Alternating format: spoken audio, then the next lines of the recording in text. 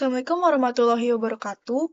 Halo semuanya, selamat datang di video saya. Perkenalkan, saya Anissa Arke Valeriana dan pada kesempatan kali ini saya akan membawakan materi dengan judul Analisis Proses Bisnis pada Sistem Investasi Digital di Indonesia dengan fokus pada dua instrumen, yaitu instrumen investasi pada e-gold dan bond atau surat utang.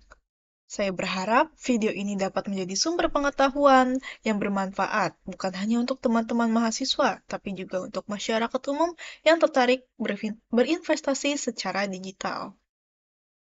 Nah, jadi kita masuk ke latar belakang dan konteks dari investasi digital. Jadi, investasi adalah salah satu cara yang paling efektif untuk membangun masa depan keuangan yang lebih baik. Jika dulu investasi identik dengan proses manual, seperti membeli emas di toko emas, atau mungkin datang langsung ke bank, atau mengurus obligasi lewat kantor cabang. Kini, semua itu bisa dilakukan secara digital, hanya dengan smartphone dan koneksi internet.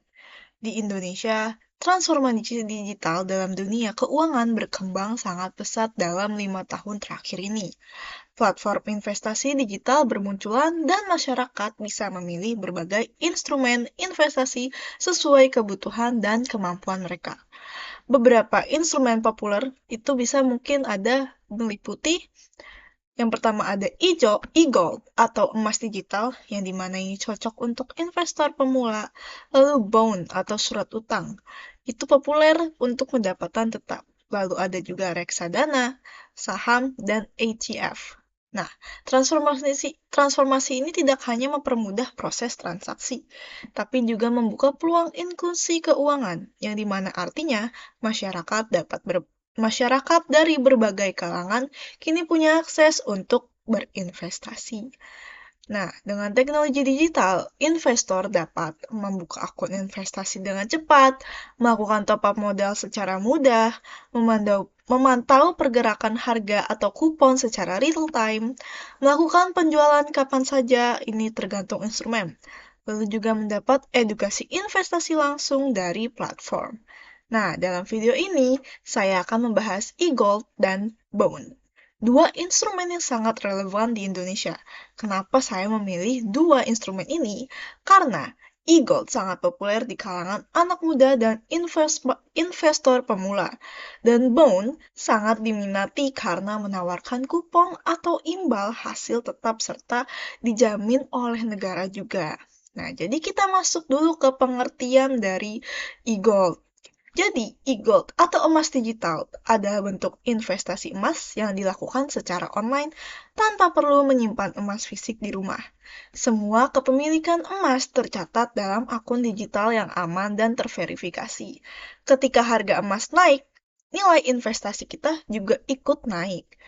Nah, ada beberapa platform populer e-gold di Indonesia, antara lain ada Pegadaian Digital Gold, Tokopedia Emas, yang di mana dia ini bekerja sama dengan Pegadaian, lalu juga ada namanya Peluang, dan Indogold. Ada juga fitur umum yang terdapat pada platform e-gold tersebut, yaitu kita bisa pembelian mulai dari Rp10.000. Grafik harga emasnya juga real time. Fitur jual beli ini terjadi 24 jam ya. Jadi nggak ada masa itunya, nggak ada masa off-nya. Lalu opsi cetak emas fisik jika diinginkan. Sistem keamanan akun dan verifikasi identitas juga sudah ada, jadi akun lebih aman.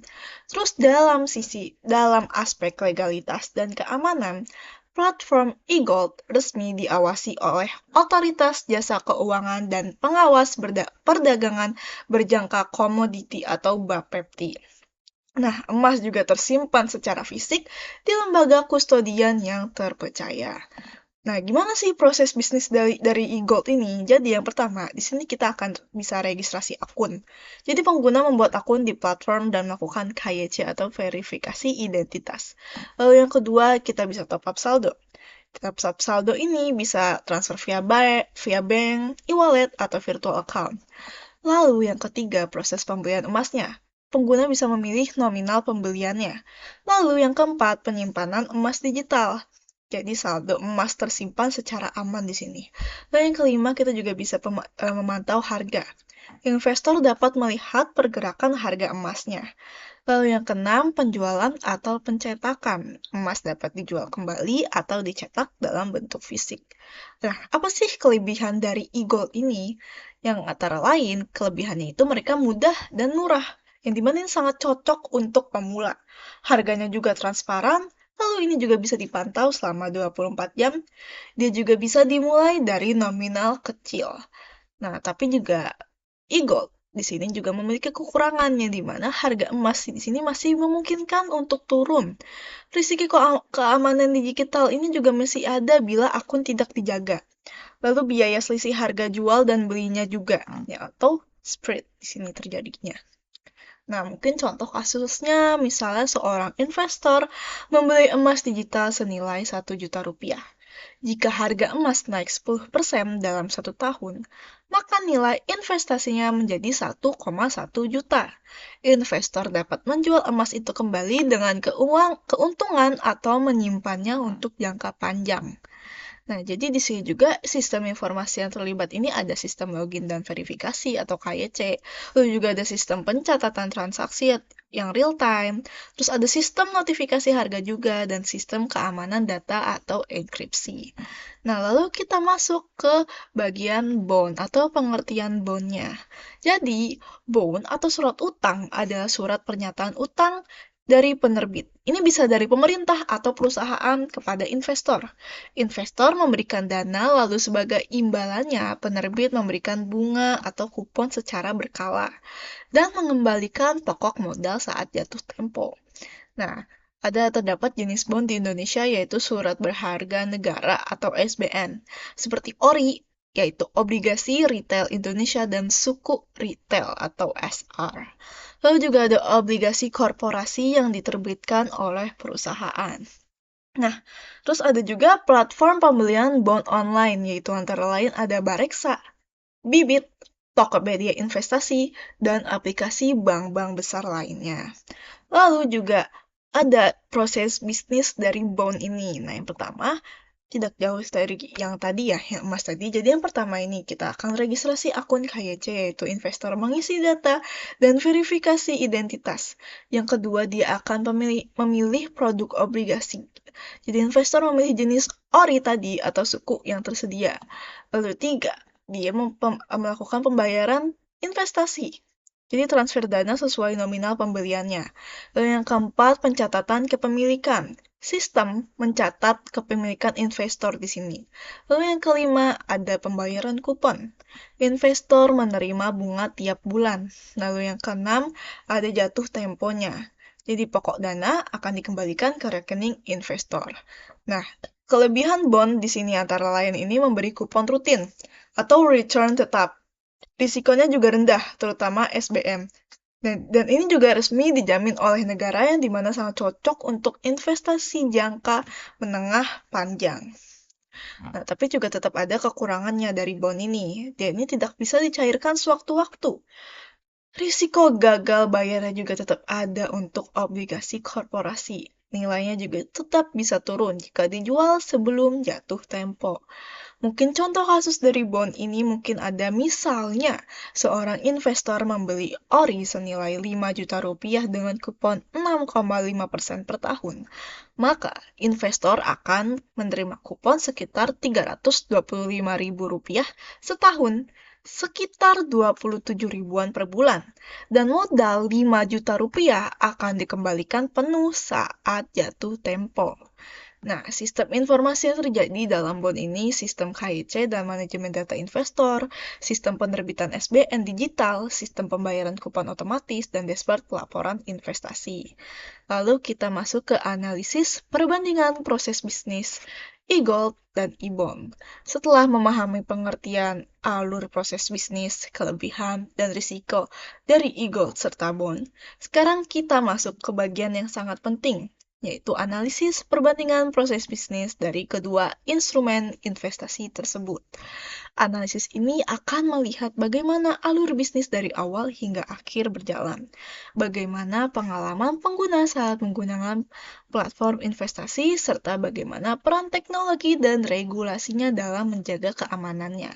Jadi mari kita mulai dari awal proses bisnis, yaitu akses pendaftaran akun. Pada investasi e-gold, proses pendaftarannya ini relatif sangat mudah. Investor cukup mengunduh aplikasi, mengisi data pribadi, melakukan verifikasi identitas atau KYC atau Know Your Customer, dan dalam hitungan menit, akun sudah aktif. Banyak platform e-gold bahkan mengizinkan pengguna hanya untuk langsung melakukan top-up saldo kecil membeli emas mulai dari 10.000 saja. Sedangkan pada investasi bond, meskipun sama-sama digital, proses awalnya sedikit lebih formal dan panjang juga.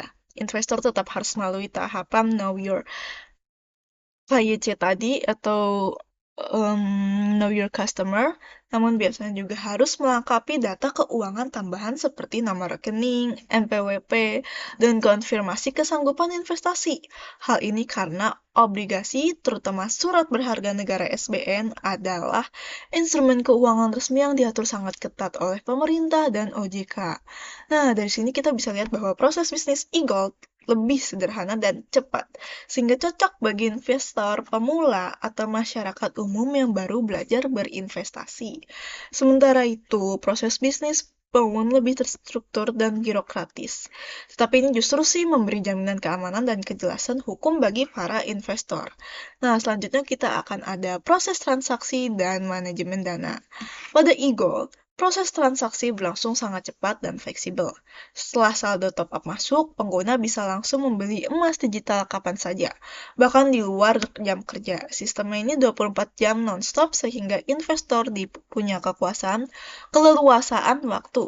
Jadi setelah transaksi selesai, saldo emas digital langsung tercatat di akun pengguna secara real time. Sementara itu pada bond, proses transaksinya ini mengikuti periode penawaran yang sudah ditentukan oleh Kementerian Keuangan, terutama untuk ori atau sukuk, yang dimana artinya investor hanya bisa membeli obligasi pada masa penawaran yang sudah dijadwalkan.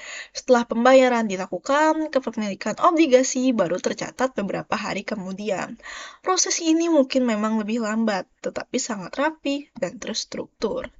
Jadi dari sisi ini, e-gold lebih unggul dalam fleksibilitas dan kecepatannya, sedangkan bond unggul dalam sistematis dan keamanan proses. E-gold cocok untuk investor aktif yang ingin bebas jual beli kapan saja, sedangkan bond cocok untuk investor yang punya rencana keuangan jangka menengah hingga panjang. Nah, sekarang kita bandingkan dalam likuiditas atau kemudahan pencairan dananya. Kalau misalnya dari e-gold sendiri, dia ini sangat liquid. Investor bisa menjual emas digital mereka kapanpun saat harga naik atau ketika membutuhkan dana mendadak. Dana hasil penjualan juga biasanya langsung masuk ke rekening atau saldo e-wallet, hanya dalam hitungan menit hingga beberapa jam saja. Sementara itu, bond bersifat tidak terlalu liquid. Jika membeli obligasi negara, investor harus menunggu sampai jatuh tempo untuk mendapatkan kembali pokok modalnya. Memang ada pasar sekunder untuk menjual obligasi ini tanpa jatuh tempo. Namun prosesnya ini tidak sesederhana e-gold. Jadi karena itulah bond sering dianggap sebagai investasi jangka menengah panjang, bukan jangka pendek. Nah, selanjutnya mari kita analisis dari aspek risikonya dan return atau imbal hasil. Jadi, e-gold tidak memberikan imbal hasil tetap karena harga emas tergantung pada pergerakan pasar global. Harga emas bisa naik cukup tinggi dalam jangka panjang, tetapi dalam jangka pendek juga bisa turun. Artinya return e-gold ini bersifat fluktuatif. Risiko utamanya adalah jika investor menjual saat harga turun, maka ia bisa mengalami kerugian. Sementara itu, bond memberikan kupon atau bunga tetap setiap bulan, sehingga investornya memperoleh pendapatan pasif yang stabil. Selain itu, bond pemerintah memiliki risiko yang sangat kecil karena dijamin oleh negara. Investor hanya perlu menyimpan obligasinya sampai jatuh tempo untuk mendapatkan kupon rutin dan pengembalian modal secara penuh. Dengan kata lain, e-gold lebih cocok untuk investor yang siap menghadapi fluktuasi pasar dan ingin fleksibilitas yang tinggi. Sedangkan bond lebih cocok untuk investor konservatif yang menginginkan kestabilan pendapatan. Berikutnya dari sisi peran informasi dalam proses bisnis. E-Gold sangat mengandalkan teknologi real-time. Setiap perubahan harga emas dunia akan langsung tercermin pada aplikasi. Proses pencatatannya transaksi jadi juga otomatis sehingga pengguna bisa melihat histori transaksi, saldo emas, dan pergerakan harga dengan sangat transparan. Nah, kalau dari Bone, dia sangat mengandalkan sistem informasi, tetapi pendekatan yang lebih regulatif dan terintegrasi dengan sistem pemerintah. Misalnya, saat membeli ORI, data investor langsung masuk ke sistem Kementerian Keuangan. Kupon bulanan pun ditransfer otomatis melalui sistem perbankan yang terhubung dengan platform investasi. Sistemnya memang tidak secepat e-gold dalam fleksibilitas, tetapi sangat kuat dari sisi keamanan dan transparansi regulasi. Nah, lalu dari sisi pengalaman pengguna atau user experience-nya. E-Gold biasanya memiliki tampilan aplikasi yang ringan, mudah dipahami, dan cocok untuk semua kalangan. Banyak platform e-gold juga menyediakan fitur edukasi seperti artikel dan simulasi harga emas. Ini membuat proses investasi menjadi lebih ramah bagi pengguna. Sebaliknya, platform bound biasanya lebih informatif dan cenderung formal. Informasi yang ditampilkan lebih mendalam seperti tanggal jatuh tempo, kupon tahunan, masa penawaran, dan penghitungan hasil bagi pemula. Ini mungkin terlihat lebih kompleks, tapi bagi investor yang lebih serius, ini justru menjadi nilai tambah karena informasinya ini lengkap dan jelas. Nah, selain itu kita juga perlu meninjau dari aspek regulasi dan keamanan hukumnya. E-Gold sudah berada di bawah pengawasan OJK dan Bapepti, sehingga semua transaksi tercatat dan legal. Sementara bond, terutama SBN seperti ORI dan Suku, diterbitkan langsung oleh negara dan dijamin 100% oleh pemerintah Indonesia. Yang dimana ini menjadikan bond salah satu instrumen investasi yang paling aman secara hukum. Jadi, misalnya kita lihat secara keseluruhan, e-gold ini lebih menonjol dalam fleksibilitas, kemudahan akses, dan cocok untuk pemula. Dan bond menonjol dalam kestabilan return, jaminan hukum, dan keamanan jangka panjang. Jadi, e-gold ini seperti alat investasi serbaguna yang cocok untuk siapa saja dan dapat dipakai dengan cepat. Dan bond lebih mirip seperti tabungan masa depan yang memberikan penghasilan pasif tetap. Nah, dalam strategi keuangan pribadi, banyak investor tidak hanya memilih satu instrumen saja.